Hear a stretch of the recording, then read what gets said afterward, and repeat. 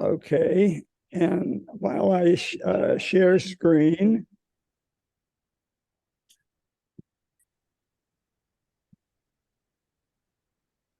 already there's a problem here.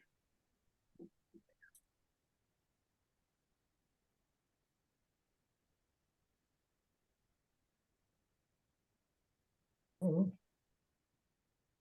Or just hit your window.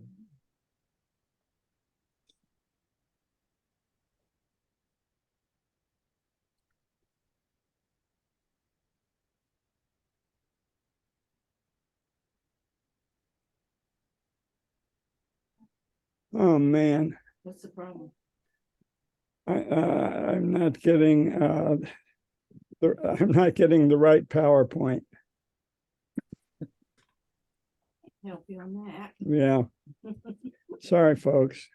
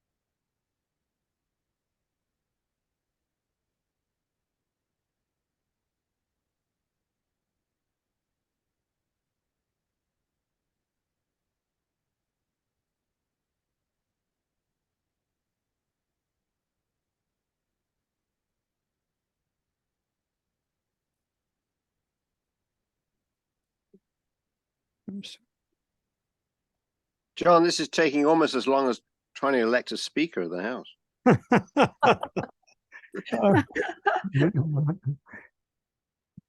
I'll vote for John.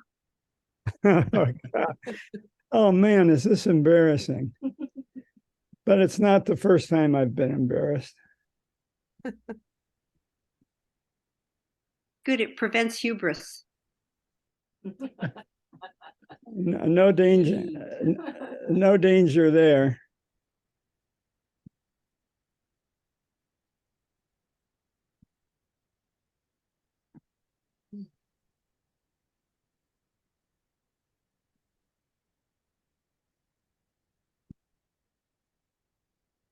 You could do an overall search if you remember, like kind of the name that you had. Yeah, no, this is just a total screw up. I was just so busy. Power off now. This is powering off.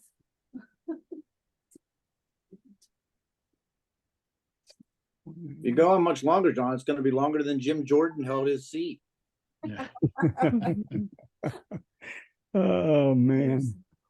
This, Ah, what's this now?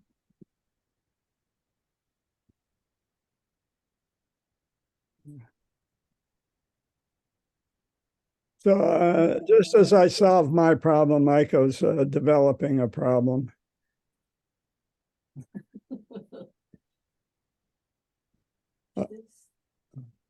Okay, now back to Zoom. Oh, Jim Teisel's here. We were just waiting for Jim Teisel to appear. Okay, oh, welcome, Jim. Now we can get started. We've been waiting for you.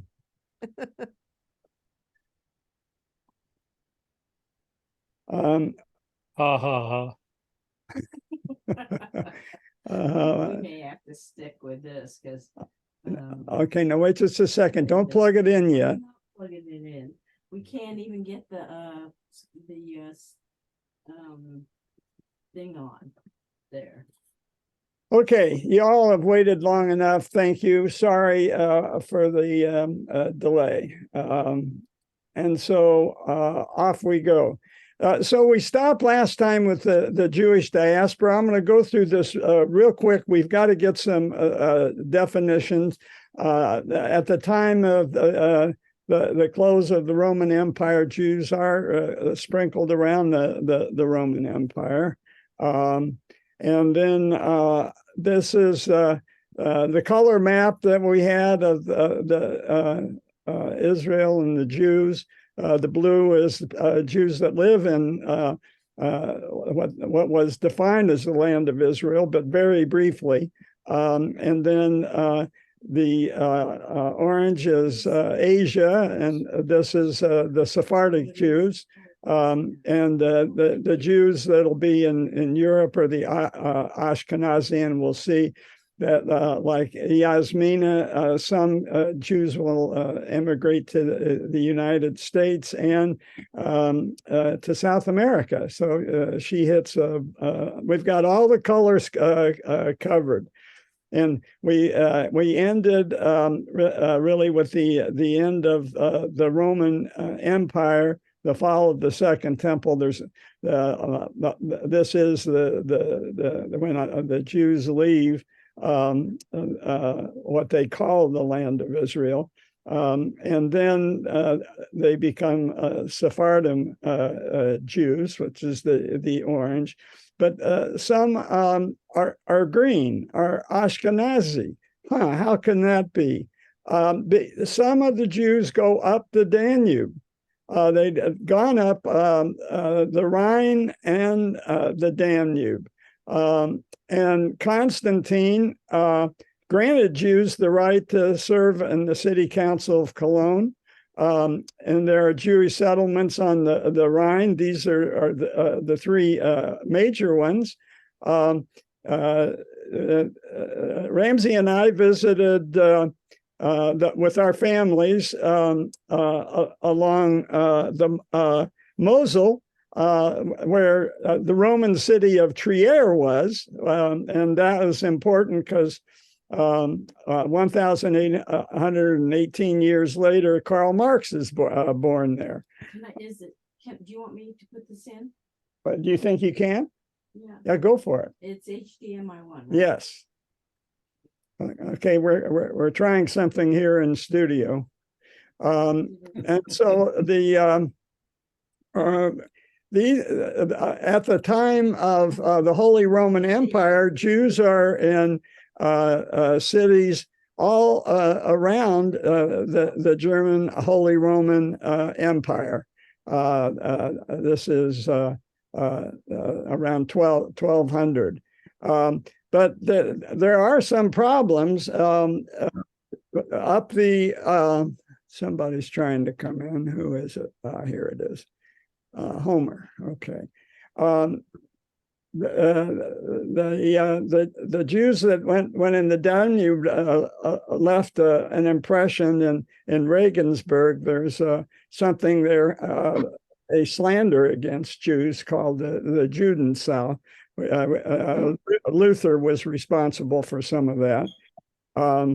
And so here we have the oldest Jewish cemetery. It's outside Worms, and this was started at the time that the Romans went up the Rhine and took some Jews with them. Just to insert real quick, an interesting thing, because we've been talking so much about Ukraine and Crimea recently, but it was at one point controlled by the Khazars, a Turkic Khaganate that became Jewish. Ramsey can tell us more about that. But even at the time of the Khazars, Crimea, which we talk about a lot, was the end of the Silk Road, going all the way to China. So after the fall of Rome, and inevitably Islam takes over, and they take over Spain, Moorish Spain, and they work with Jews perfectly well. 5% of Cordoba is Jewish. Is that Cordoba or all of Spain? I'm not sure. Ramsey will know. So this is important. And these are Sephardic Jews, right?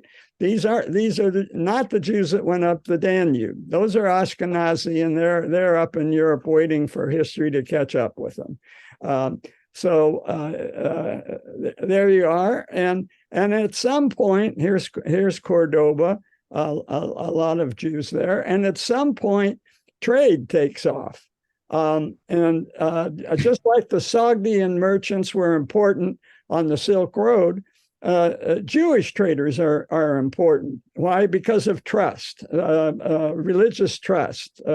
And that's what you need for credit, for long distance trade. And that continues up through Europe. And now you've got communication between Sephardic Jews and Ashkenazi Jews in the trade world.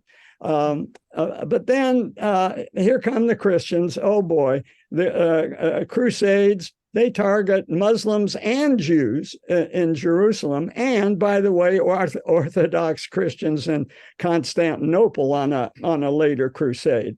Got to go fast. So I want to just dwell a little bit on Britain, because a lot of us have our heritage there and traditions. And the pogroms in Britain are terrible, especially around the time of Richard the Lionhearted, who was the main participant in the Crusades. And at his coronation, Jews were attacked. When he left to join the Crusades, Jews were attacked. And that's when riots broke out, pogrom broke out in York. I want to say more about that. But why? And I can't figure out why, unless it's just jealousy over trade.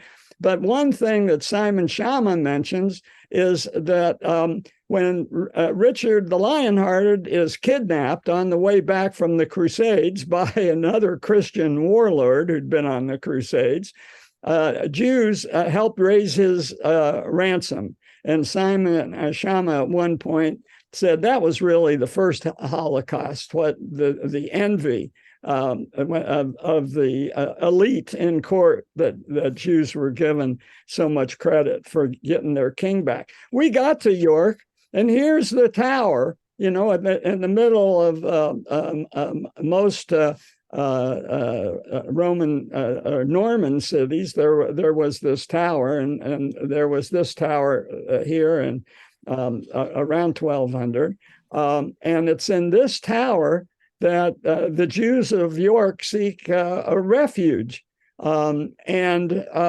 they're burned out. And 190 Jews in York die in this tower. And I had more slides, but I pulled them because I'm trying to go fast. 1190 pogroms.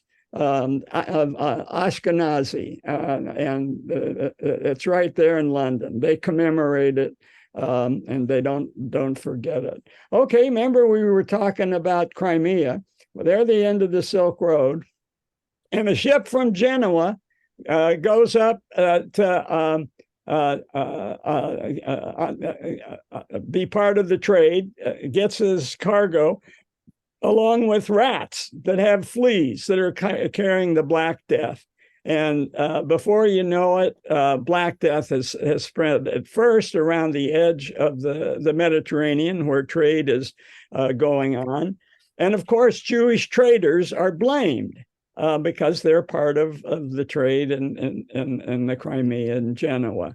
And then the Black Plague everywhere. So Jews are blamed for that. There's more pogroms, not just London now, but all these places that are marked in red. Pogroms against Jews for causing the Black Plague.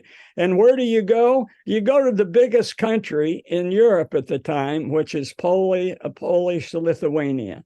They need the Polish aristocrats are arm's length feudal landlords, so they use Jews to collect rent and collect taxes. These Jews And Ashkenazi, so we're dealing with Ashkenazi Jews, and you can see that Polish-Lithuanian Commonwealth reaches almost to the Black Sea. and Odessa becomes a Jewish city.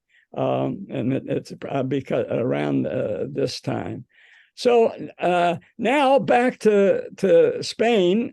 Ferdinand and Isabella have taken the throne, and those Jews that were 5% of Cordoba, they're said, hey, leave or convert. And some of them convert, and they're called Marranos. I'm double checking with our Iasmine. Yeah, from what I know, they are referred to as the Ladinos and the Marranos. They spoke the Ladino language. Okay. And they converted to survive. Okay, and as Ramsey likes to point out, the other option, if you're going to flee, go on over to the Ottomans. They're more tolerant. Ramsey taught us this, that in the Ottoman Empire, the Jews have much less trouble than they're having in Europe or in Spain. It's the Christians that are the problem here. Both in the Catholics in Spain and ultimately the Protestants in Europe. Let's just bear that in mind. And so before you know it, we're getting now to 1651, and there's a group here that rebels against the Polish. And particularly the Polish landlords, and in particular their minions, who happen to be Jews. And here is the leader of the revolt. We got this from the Jewish Museum in Warsaw, the Cossacks. And it's called Kelmanlinsky, somebody help me here, the pogrom. And this is the guy who then turns around and becomes Russia's best friend. He signs a treaty with Russia in 1654 just to have an ally to fight the Poles, who were trying to collect all these taxes. And the Cossacks seize the Polish estates and persecute the Jews. And this is the famous picture of the Cossacks. They're wild men. They're like our early desperados in our Wild West. And they can somehow eke out a living in the wetlands, which is in the south of both Ukraine and the Volga basin. And so Poland is going to disappear. Eventually, Frederick the Great and Catherine the Great, who's German, and they pull in the Emperor of Austro-Hungary, and they just divide up Poland. The Polish-Lithuanian Commonwealth disappears. The purplish are the 3 bites the Russians take in progressive years of dismemberment. Here's the 2 bites that Austro-Hungary takes, and you can see that's in Western Ukraine. So Western Ukraine has a very different tradition, more Germanic, and that's part of the problem today, and why Putin says there's Nazis in Ukraine. And here are the 3 bites that the Germans take. They've already got this bite called Kaliningrad, and they still have it. And so here are the main cities that the Jews live in. And this gets to another definition that Bob's going to use in just a second, the Pale of Settlement, which is basically Polish-Lithuanian Commonwealth, the Cossacks, what remains of the Ottomans, and Moldavia. And the percentage of Jews in the Pale varies, but right in the middle, of course, is the highest percentage of Jews, more than 17% in that part. So the pogroms, it gets to be too much, and Jews start fleeing west again, and ultimately to Ottoman territories. And this is a statement from Ramsey this morning. So I hope I got it right, Ramsey. While the pogroms raged in Europe all the way to 1945, Ottoman, in comparison, was a haven. 10% of Constantinople were Jews, and 62% of the physicians were Jewish. And the dismembering of the Ottoman Empire may have been a huge mistake. And this oil business, disguised as freedom for Arabs, again, it's Christian nations that are doing this. And what the sacrifice was, the political, economic, and social stability. So I'm going to stop share, and I'm going to ask Bob to seize the floor so we can get on with it. Well, that was a brilliant and too brief history. Boy, you know a lot more than I do.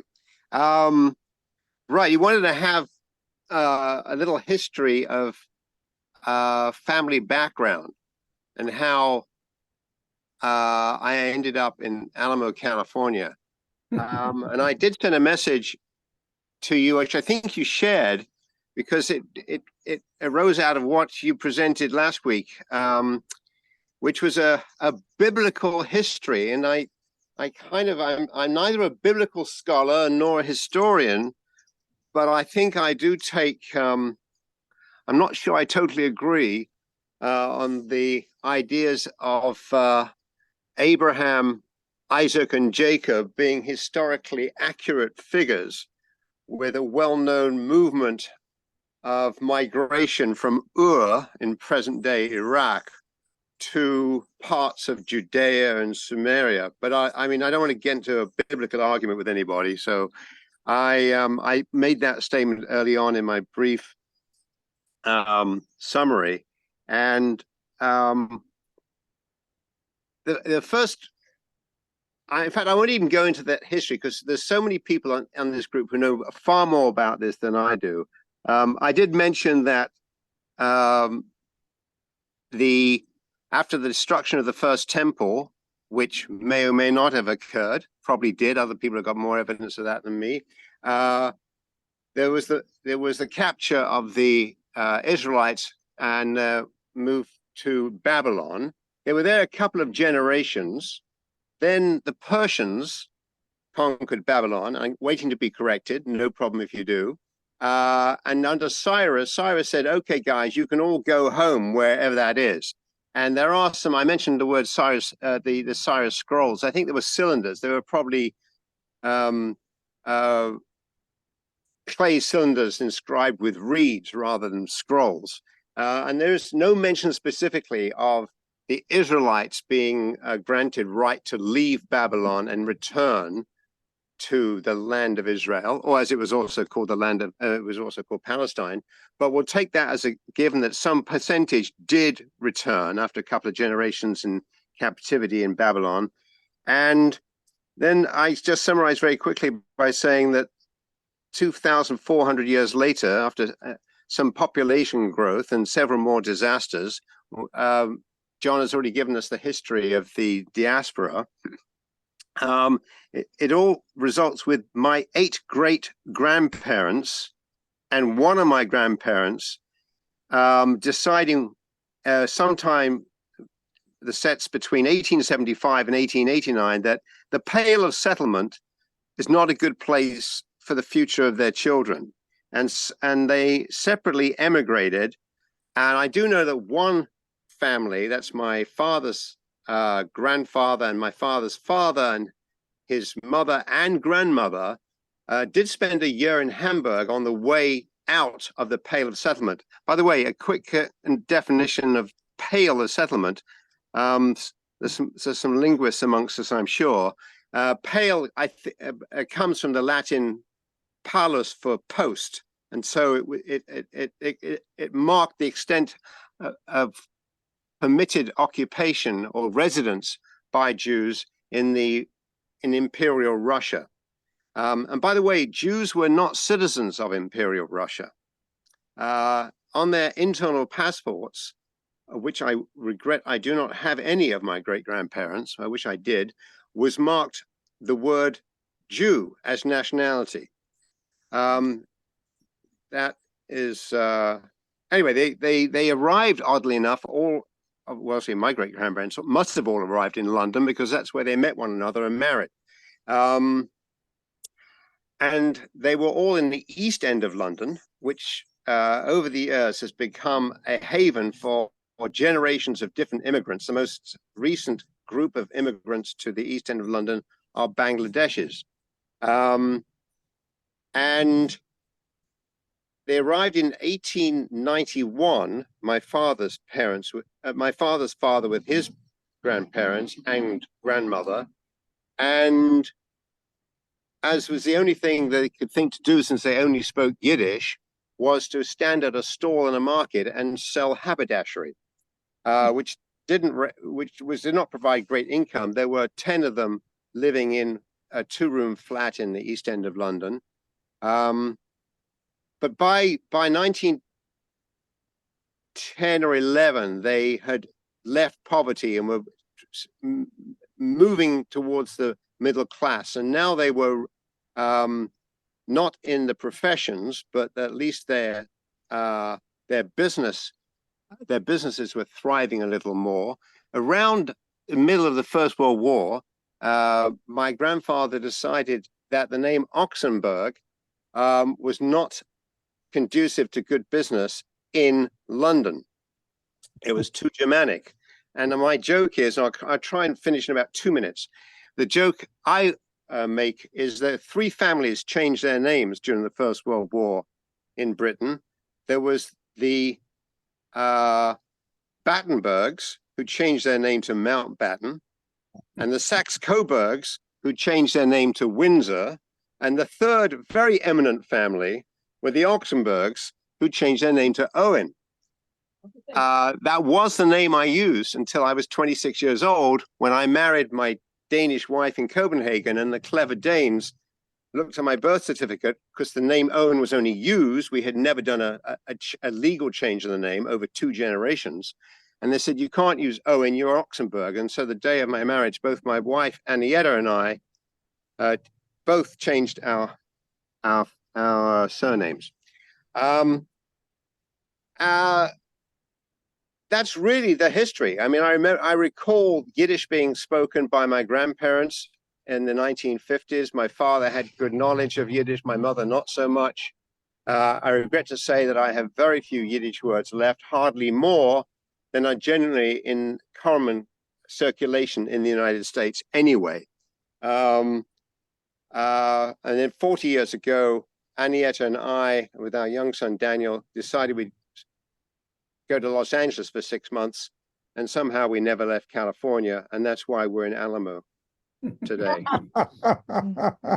Well, that's a wonderful story, and Bob, we're going to get back to the history of California, but today now that we've checked off Ashkenazi, we're going to do Sephardic. So, Bob, that was a great opening act for our very special guest, Iasmine, who's been waiting patiently, and I hope is sufficiently relaxed by this strange group of people that obviously get along pretty well with each other no matter what. So you have the floor, and I'll even let you hold the computer. Okay, thanks, John. Hello. I think you've seen my write-up that I quickly put together for the group here. I think it was for John. at first, and then he asked if he could share, and I said, of course. So thanks for having me. I see Mike Stein. Mike Stein is my neighbor. He's right there on mute. Hi, Mike. Hi, Yasmine. So yeah, the story is that my mother's side is Sephardic Jewish, and we did a trace your roots trip, quite a few, more than one trip, where we figured out where we spent some time in the libraries in Spain and in Portugal and Lisbon. Me and my siblings did this trip, and we, of course, speak fluent Portuguese.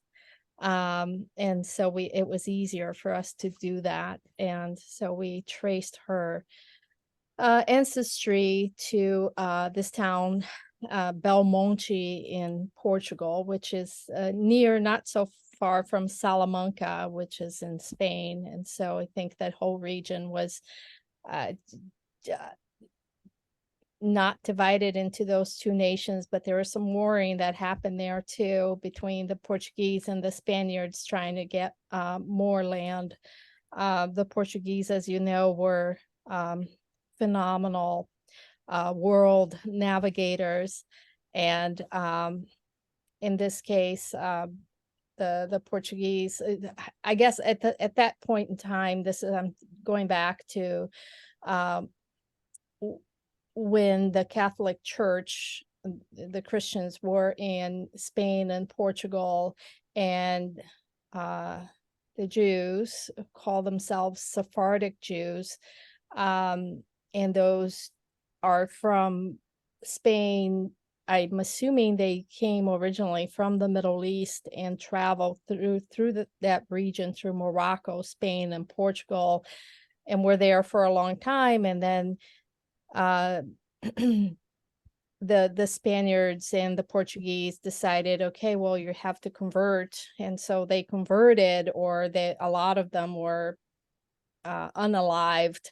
My mom's family was in that area for a while, and then we think they moved to the Azores, in a place called the Third Island, which is part of the Azores. And at that same time, the Portuguese founder, the first Westerner to land in what today is Brazil, they moved to that area to make a living. I think that's what happened. And then they went on to explore what was available in the area. And there was a trade to Brazil of slaves from Angola. And if any of you have been to Portugal, you'd see a very large population of Angolans there. And so they brought them to Brazil, and we have records that my mom's relatives ended up in the southernmost part of Brazil and explored that area for minerals, stones, and things that they could bring back to Europe. And they did that on the backs of slaves and the natives in the area. As generations went on, and there was a lot of influence from the church in Latin America, and where they were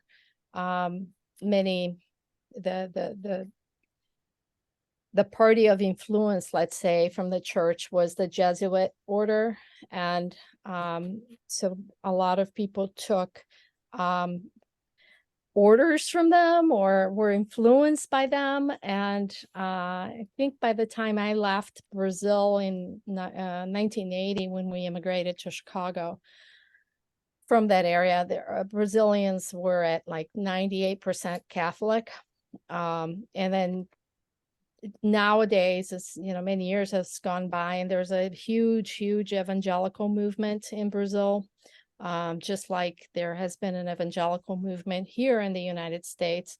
And I think that that percentage is down to probably maybe 80% or less, but the rest are still Christian evangelicals. It's very political. And as far as practicing Judaism, this idea of the hidden Jew is traced partly through traditions, you know, how you eat, how you pray, how you sort of address the world, your thoughts, what's important in terms of values to your family. And there's a distinction, I've always thought, from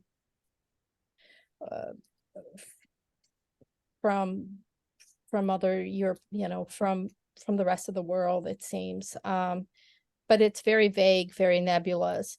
And nowadays we have DNA testing, but I don't think the technology is there yet where we can definitively say, I don't know,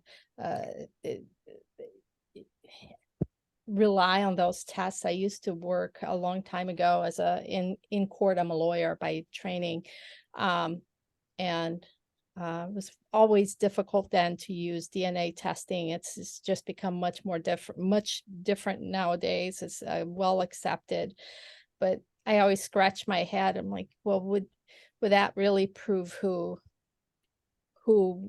where we come from exactly? I guess it would, but you know, in this case, in the case of the Sephardic Jews, I don't know where we are with that. So maybe there's another class we can take or some studies to narrow down on this kind of thing. But anyway, here to learn. As you saw, my other half is Palestinian. I almost forgot.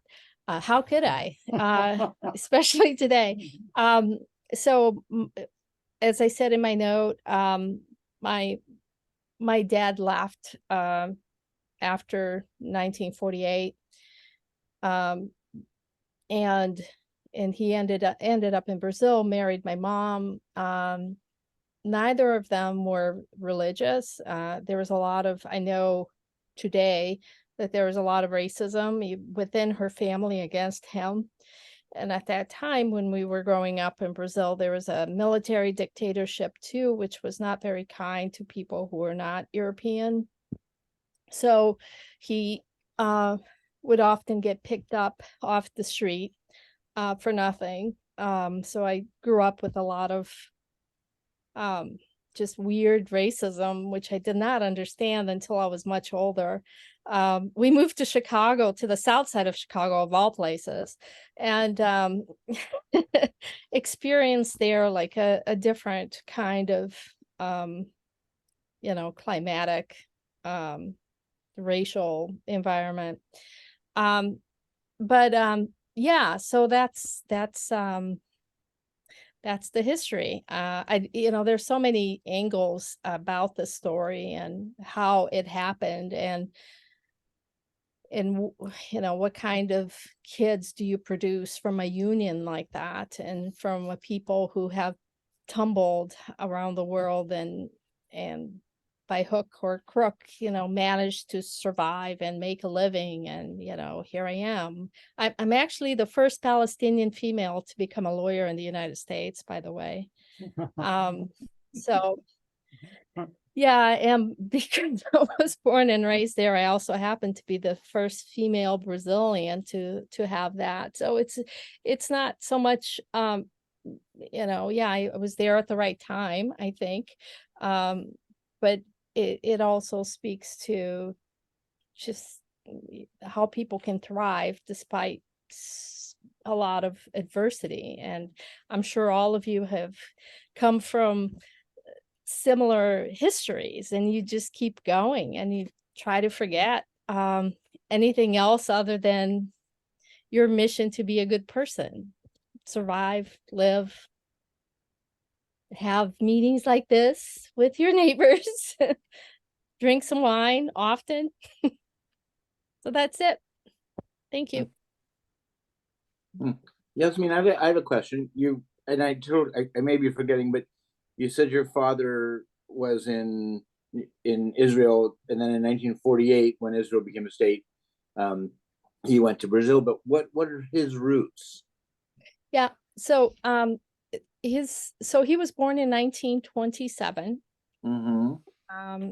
And he has, from his accounts and his family who still live in the same place in East Jerusalem, Mm-hmm. they don't know anywhere else but there. That's where they have been. And I think it's my sister who did she's very research oriented. She did some research with some of the people who live there and some reports, and trace his family on that land through back to the 1600s. So she was able to do that. Before then, who knows? As I said in my notes, some people say the Palestinians came from the Levant. Some people say the Palestinians were really Canaanites. And some say that during a caliphate that they were Canaanites who were asked to convert to Islam. And so that's what I know. And then the follow-up question is, have you or any of your family done 23andMe? I have not.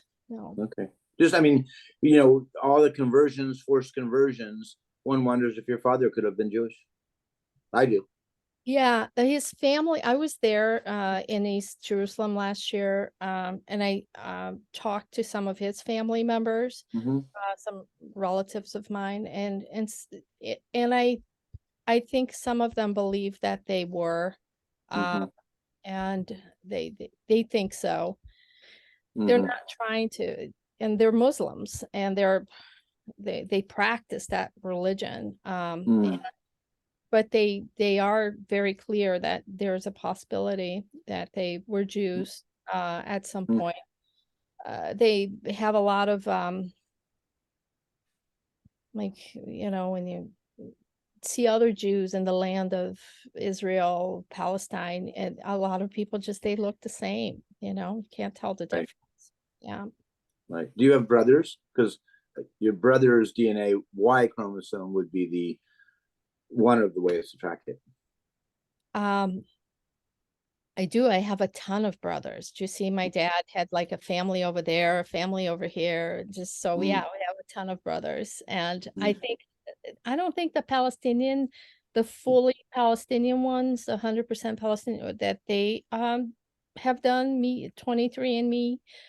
But I know one of my brothers here has, and I should get a hold of that. I haven't. I think sometimes that I work in law and privacy is a big issue. So I always get completely scared of giving my DNA to some company who's gonna, et cetera. So yeah, but if your brother's already done it, asking him to share the report would be interesting. And I just, you wonder about the mixing and the muddling, and just be interesting. Thank you so much for sharing your story with us. It's wonderful. Yeah, and there's a big, we're so mixed.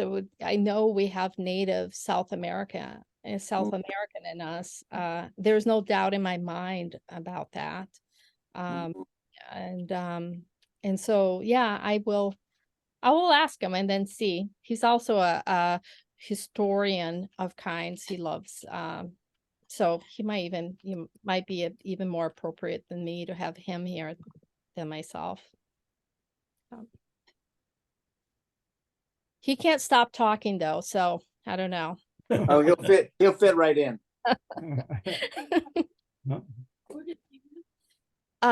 He lives in Florida. Yeah. Yeah. Far. Mhm. Yeah. Yeah. And You can still Zoom. yeah, he can still Zoom. And he's on his spare time. He's always just hanging out at the library. And he would be someone who probably could say a lot about yeah, his studies in history, etc.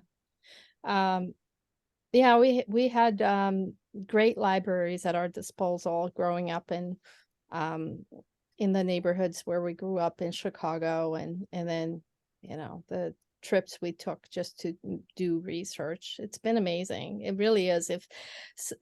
There's a lot out there, but then who knows whose history is correct, right? Like, yeah.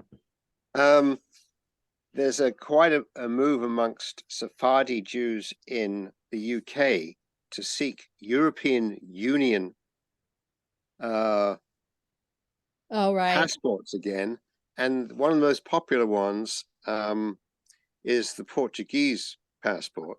Yeah, I just And saw about that. I heard that Portugal is got a cutoff date to stop it because it was so popular. Yeah, it was being abused as well. But I don't know how the Portuguese authorities can evidence that the Sephardi Jews in the UK who arrived after 1490, sorry, when were the Jews allowed back into the, yes, after 1492, I guess it was allowed back into England. Jews were allowed back in. How you track back your Portuguese roots, apart from the family name, which is often very easily identifiable as Portuguese or Spanish, or I should say Sephardi Jewish. Names like Sasson and etc.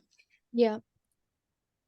Yeah, that's right. But that's recent history. That Portugal opened up the opportunity for Sephardic Jews to come, and there are a lot of apparently Jews from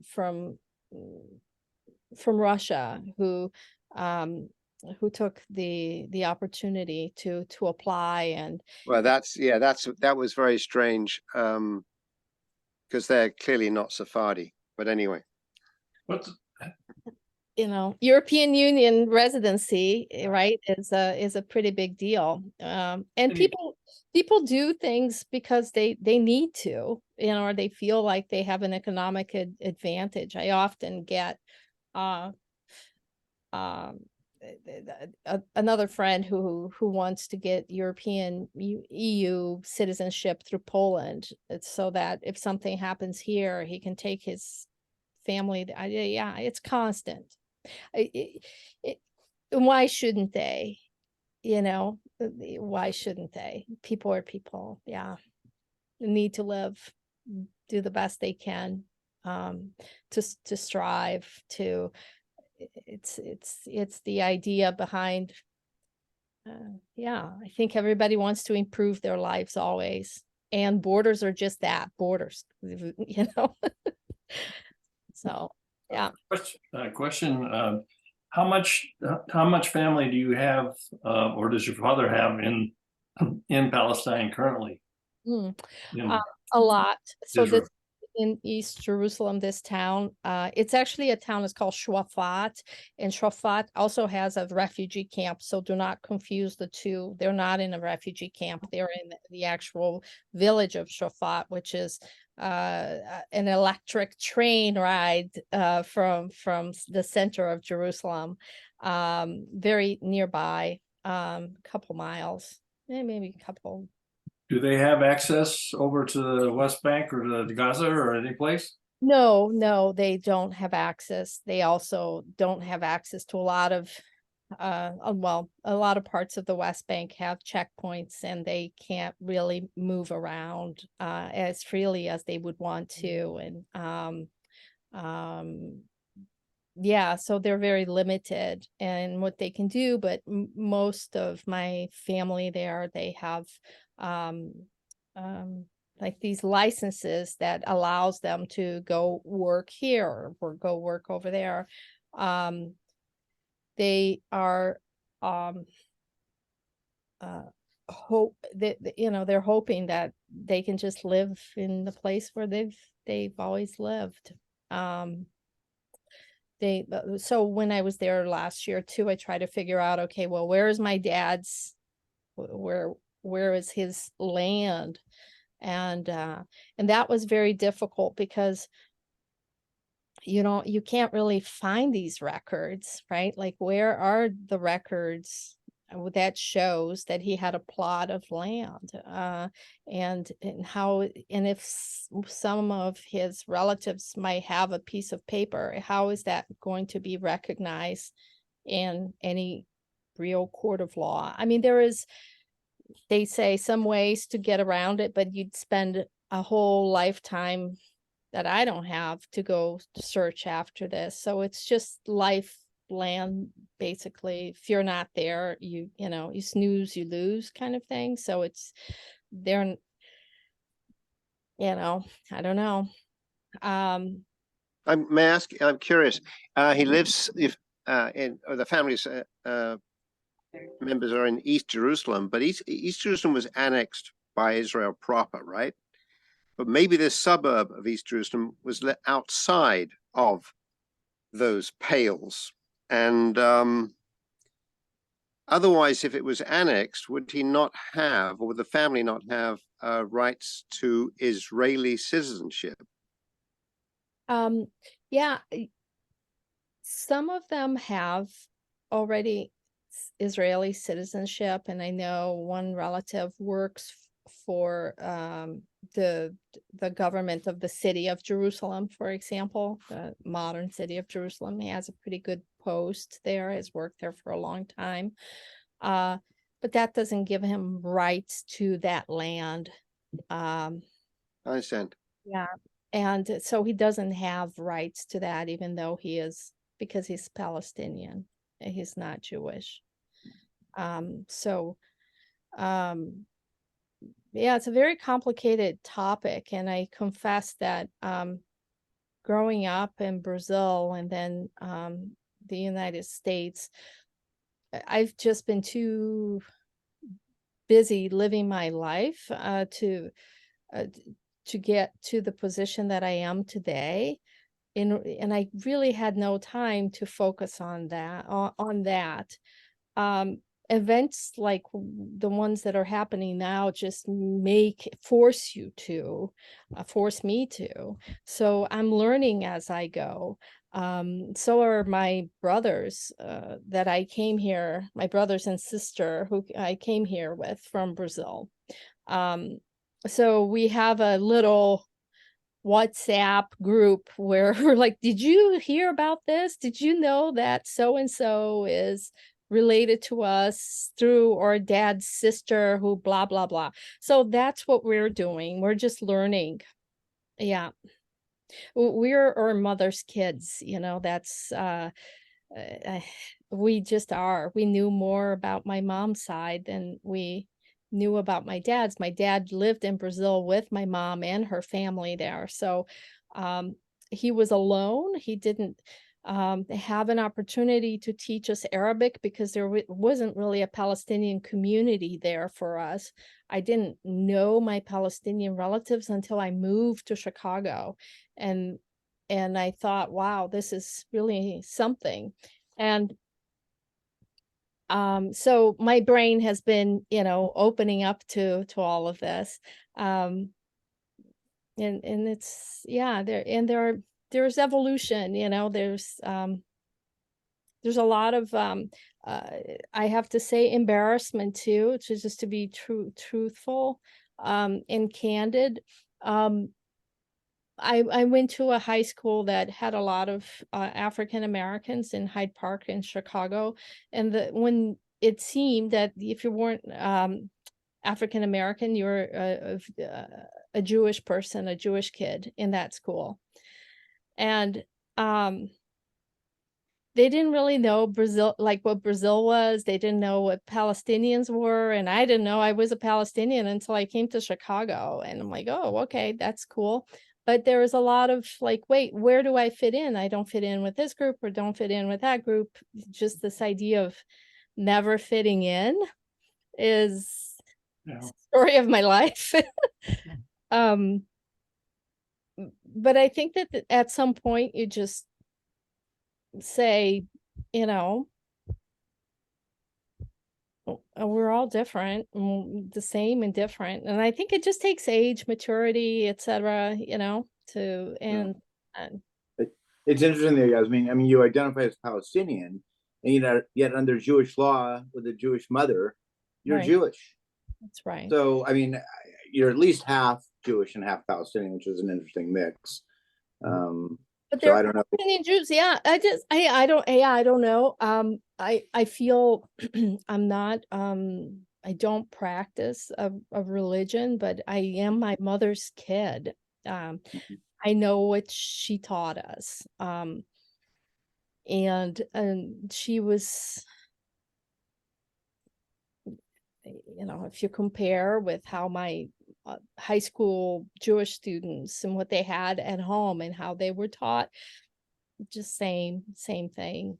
And Same. So were you raised with Jewish sensibility? Did you do any Shabbat? Did you say any prayers? Just curious. yeah, yes, and yes. And I don't know how, you know, the world just works out that way, but my friends that I grew up with in Chicago in Hyde Park, they're Jewish, and my mom always had dinner with their parents, and we had Shabbat with our friends at the University of Chicago, where the neighborhood was, and they were very welcoming to us. Maybe that was because at the time when we came to Chicago, my dad wasn't here. He stayed in Brazil. So I think that our family was very welcomed in that community and welcomed by the Jewish families there. So to this day, my best friends are practicing Jews. Interesting. Yeah, and they call to find out about my dad's side of the family, and I identify as Palestinian because how can I not? My dad I was his favorite child. So and he you know, and by knowing them in Chicago through his family connections there, I learned a whole lot. There was a lot of embarrassment because I thought I didn't belong with them because I never heard of them before. And then as time went on, I'm like, well, you know, maybe I have something to teach them. And I invite them. There's a whole bunch here in the Bay Area. We moved I actually married a guy who's half Jewish too. He's a Ashkenazi Jewish guy. Mike knows him. Think you like him, right, Mike? Yes. But I met a lot of people here who are Palestinians, and we often have them over just so I can find out more about that culture. I'm embarrassed by the fact that I don't speak. I know a lot of Arabic, but I can't say that I'm fluent. And it's a journey to find out who you are and to be your unique self. Yeah. Carol has her hand up. Let's go to Carol. Here. Carol. Thanks. This is really interesting. So is there any kind of friction between Sephardic Jews and Ashkenazi Jews, and how did it affect you to have your dad picked up periodically while you were living in Brazil as a child? That must have been kind of scary. Oh, yeah, we're gonna have to write that down, make a movie or something. Yeah, that's part of my conversation with my siblings. Yeah, he would disappear sometimes for weeks and come come back from nowhere. But it didn't just happen to him. I mean, even they happened to a lot of people in Brazil from, you know, the 60s, 70s, and 80s. If you didn't look right, or if you looked like you'd be, you know, a troublemaker, you'd just be picked up, no charges would be brought against you, you would just disappear. During that time in Chile, we had, you know, the regime of Pinochet too. So there's a lot of that going on. It was very scary. Sorry? Oh, I mean, he just wouldn't come home, and then you didn't know what happened to him. right. And it happened several times. Was there some place you could go and like look for him? My mom, I was, you know, 8 years old. So I wasn't going to go look for him, but, my mom did. And, she has had many stories about that. And he just, it was very difficult to have any peace, you know, to just have, to be Right. left alone. It's a dictatorship. And I think most Americans, you know, were like, when I look at the politics today and the economic situation we're in with this inflation. When I grew up in Brazil, things were severe, and I remember being handed like money to go buy milk and bread in the morning, and then the next day I'd be given a quarter more. And I'm like, wow, this is amazing. I'm going to get to keep the quarter, I thought, for this. And I didn't. I came home with no quarter left. And because it was that, what is it called? Hyperinflation, and people's bank accounts were affected. You know, you'd have money in the bank and then you couldn't take it out. You had dads missing, like my dad. Where is he? Well, nobody freaking knew. And then he would just appear, and then we would ask him, what happened to you? Well, they asked me a bunch of questions and they just kept me there, like, for no reason. One time he showed up, he had been tattooed with cigarette marks in his entire arm. And so how do you explain that, you know, to And so how did you manage anyway, to back to what's going on here? It's, you know, we're having all these elections where we all saw what happened through the last few years, not to get political, but my gosh, you know, could we go down that road?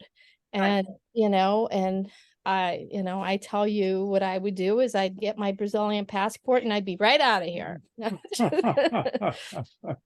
Right. I have friends who You know, you might as well be from there than from, I mean, it's just really hard to do what we do here. We work really hard in the United States to just go back to that fascist regime where, you know, you didn't know if you had any rights. There you really didn't. So was it hard for your family to get out of Brazil? Was that must have been an entire book all by itself. Yeah. I mean, this is why it's so, it's not the only reason, but when you think about the resilience of my father, he didn't even speak Portuguese very well. He couldn't read or write. He got us all here. He figured out how to do it. And we walked through the airport in Miami with green cards waiting for us there. So this is due to him.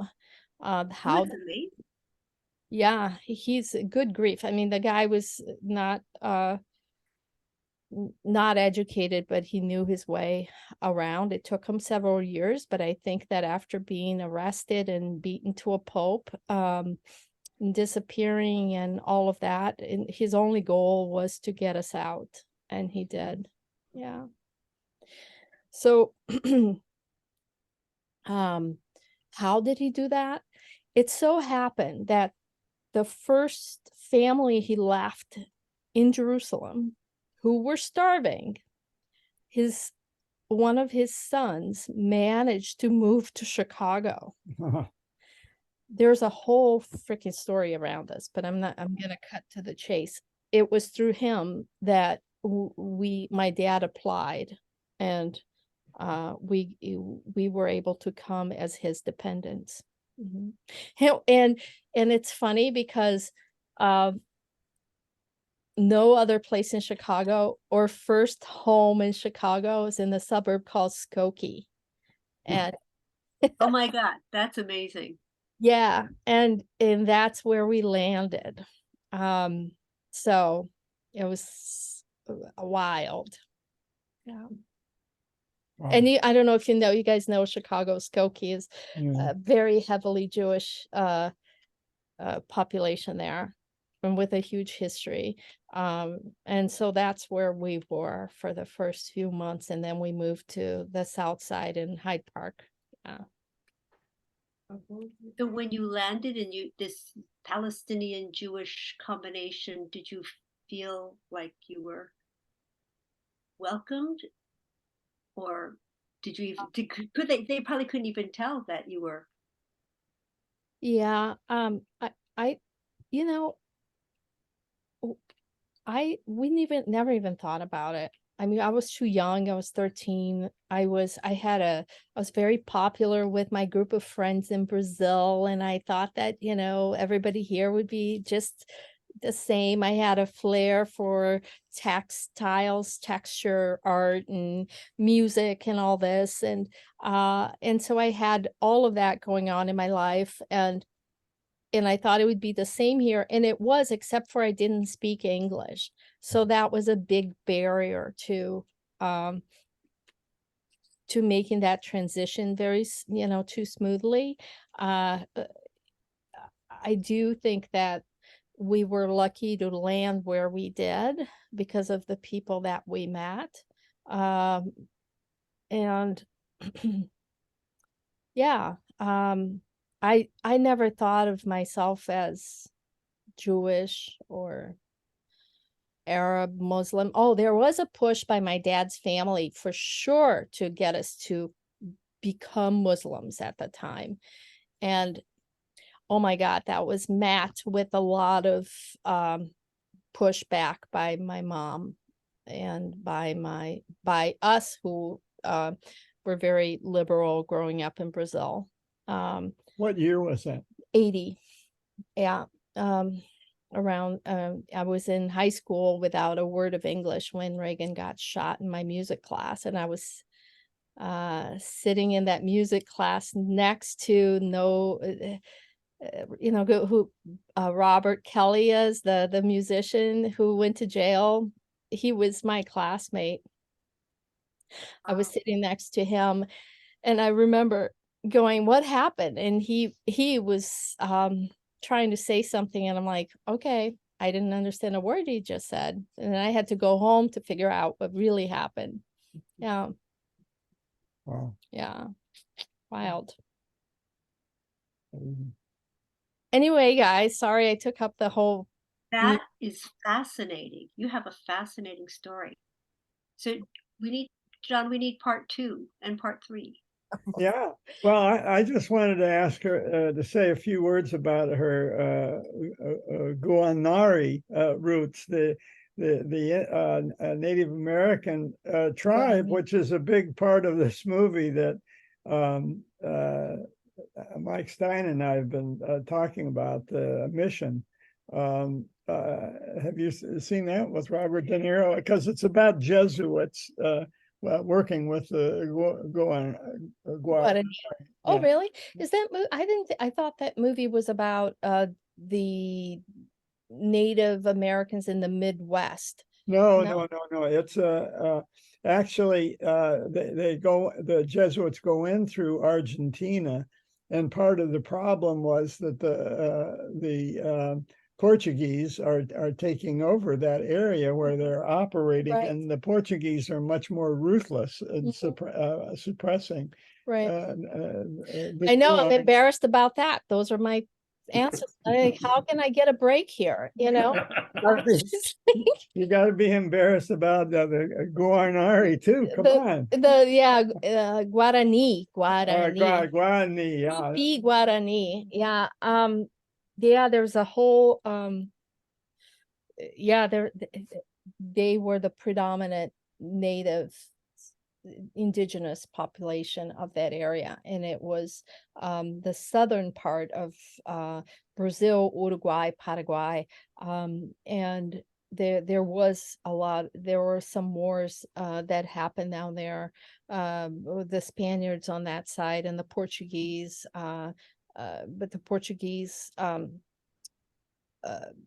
I think that were successful because they really used their relationships with the natives, and had slaves with them. Where if you look in Argentina doesn't have Africans, neither does Paraguay, and so the Portuguese who came to Brazil, I think, just made it through because of the force they brought with them. I mean, that's how I see it. Yeah. Well, it's different. You watch the movie, and the Jesuits are the good guys. Oh my goodness, yeah. They were all over, and even in my time, my mother grew up in the interior part of the southern region of Brazil, and she was in a farm. She was the oldest of 10, and when all of her siblings were already married, she thought she'd never be married.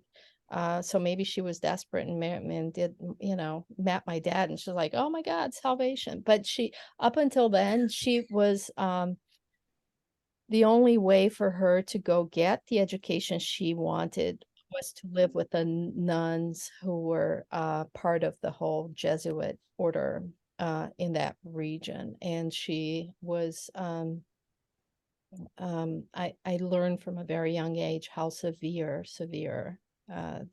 they were. And interestingly enough, there is a movie out, which is part of the prequel to the Yellowstone movie, and this one is called 1923.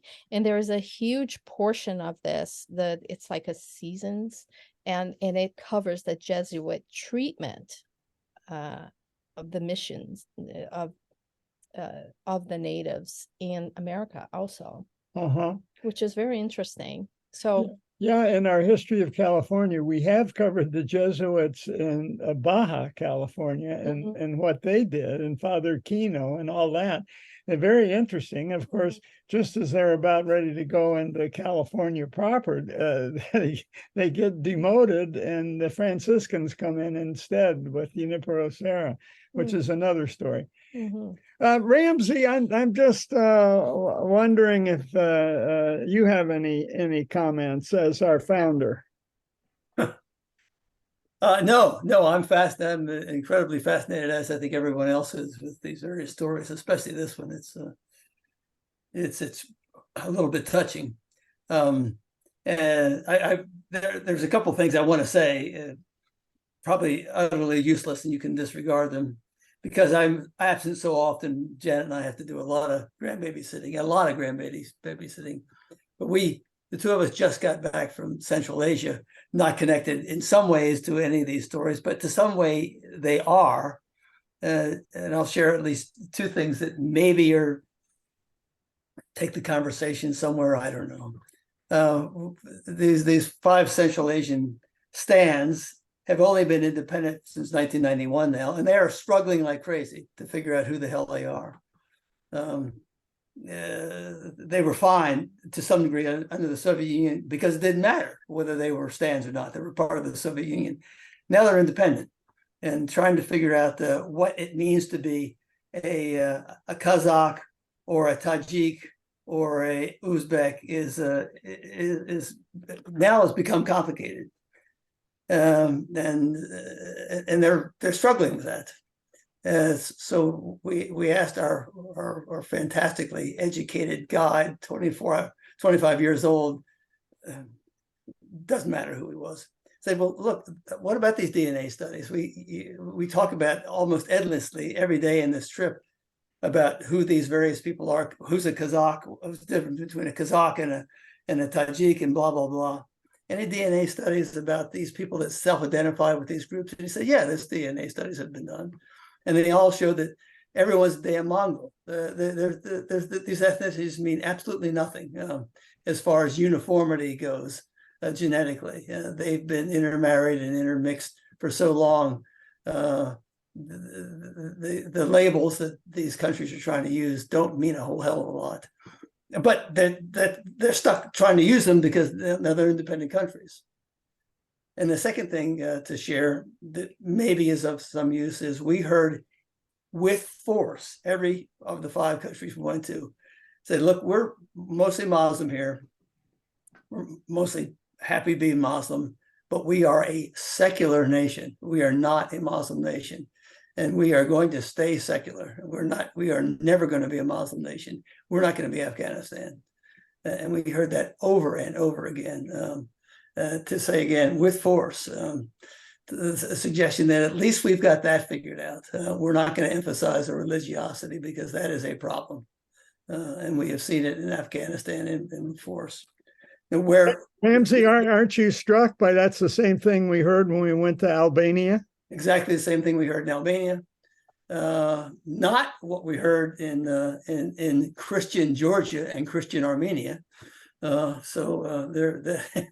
Which was of some interest, I suppose. Certainly not what you'd hear in Afghanistan or Iran, I suppose. What those two things we heard over and over again would contribute to this conversation, what I'm going to be missing over and over, I have no idea. But it was striking how these countries, they're brand new. They're struggling like crazy because they've only been independent since 1991, and they're trying to figure out who are we in a world. We did a third point. We asked a couple times, is there any movement now and then among any of the leaders of these 5 countries to do something like the EU for Central Asia? And they said, oh yeah, every year. And every time someone brings it up, Russia steps in to say, oh no, you're not.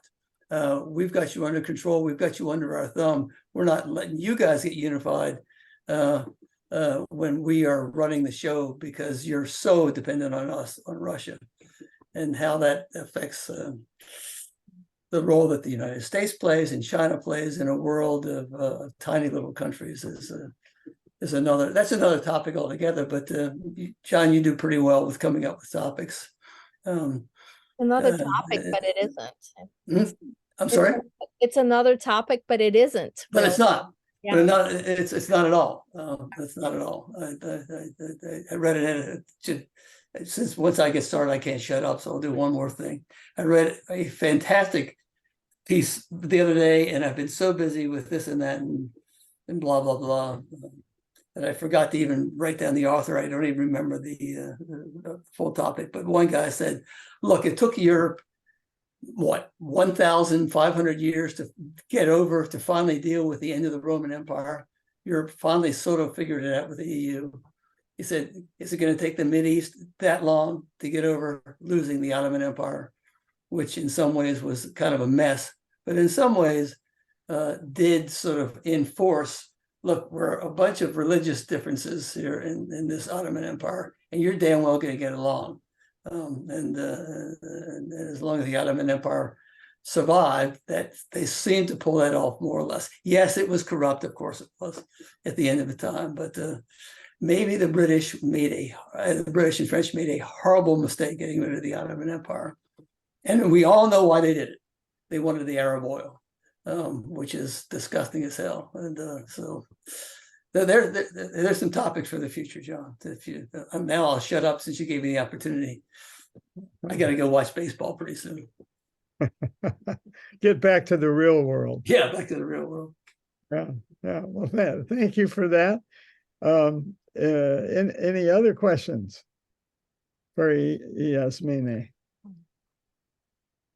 Well, Iasmine, I've put you on the mailing list. You're going to keep giving invitations, which you can ignore, of course, if you want. But you are in our group, and we would love to have you back. And so every time you get a message, as these people do all the time, you can choose to ignore it or respond, and please come again. Mi casa is su casa. We got a record number of people here live in studio with Rudy, and then of course it's Sonia. It's always good to see you here too. All right. Thank you all. Thank you. Thank you. Thank you. Thanks for having me. Inshallah. Yeah, thank you all. I'll get it. I'll get it. I'll get it. Yeah. What's that? Well, that was certainly interesting. All the different